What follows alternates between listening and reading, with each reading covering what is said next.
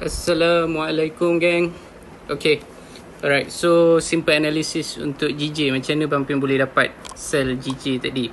Okay, so first kali korang pergi dekat weekly. Macam Bampin kata, so dekat sini time frame yang kita pakai untuk kita punya market structure kita. Apa market structure kita? Kita ada swing, okay, and then dia breakout. Sebab tu Bampin, yang kalau korang tengok video exercise backtest yang pasal market structure, Bampin minta korang untuk zone kain ni, tunjuk arrow dekat bahagian mana dia breakout. So kalau korang tengok, dia benda yang sama je. Apa yang Bampin ajar atau share dekat korang, itu yang Bampin pakai.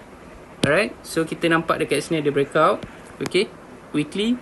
Bila kita tahu dia punya market structure dia breakout sell, kita fokus sell. Betul. Alright. And then sekarang ni kita dah ada market structure confirm sell. Kita nak cari dekat mana dia punya SNR dia. Okay, SNR dia ada dua. Satu dekat sini. Alright. Lagi satu dekat sini. Ni untuk daily lah. Okay. And then bila pergi dekat H4, kalau korang tengok dekat sini, nampak tak dia punya ni? Ini pun boleh jadikan SNR dekat sini, H4. Dia memang Bampin terpaksa turunkan sikit time frame. Biasanya Bampin kata market structure kita pakai dekat monthly, weekly, daily. Betul. So kalau kita tengok dekat daily tak ada apa tau. Daily tak ada apa sini. Dia tengah tak berapa nak sampai, tapi kita dah tahu dia punya main direction dia sell. So kita bila structure dekat lower time frame ada bagi untuk sell, so kita boleh ambil peluang untuk sell. Sekarang ni H4. Okay, H4 ambil sini.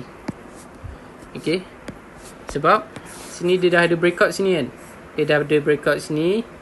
And then bila dia naik pullback ni, kita tunggu dia punya confirmation. Confirmation dia H1. So korang nampak tak dekat sini? Sini confirmation kita. 1, 2.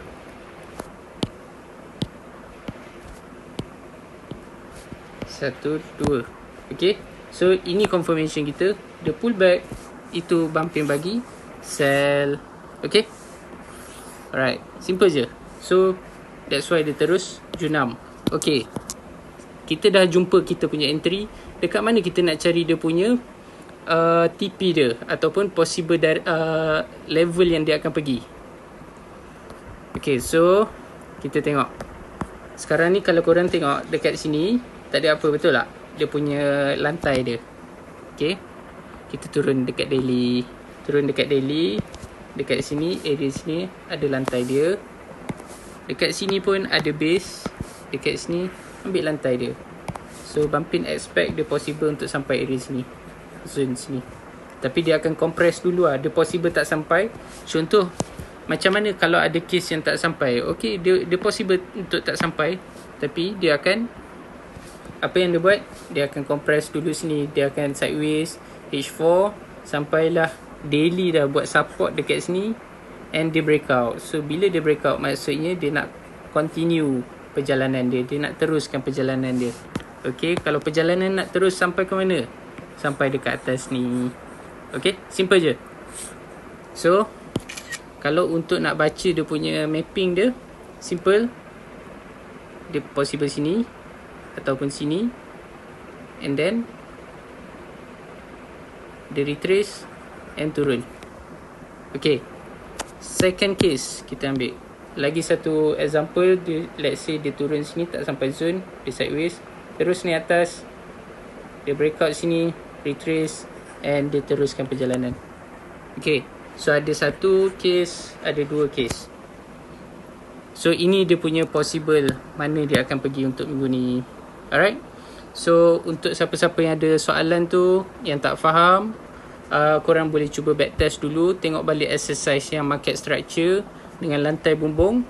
Nanti next video untuk kita punya backtest series, Bampin akan share kita combinekan pula bahagian bumbung lantai SNR, combinekan dengan market structure. Macam mana nak buat backtest bila kita gabungkan dua ni.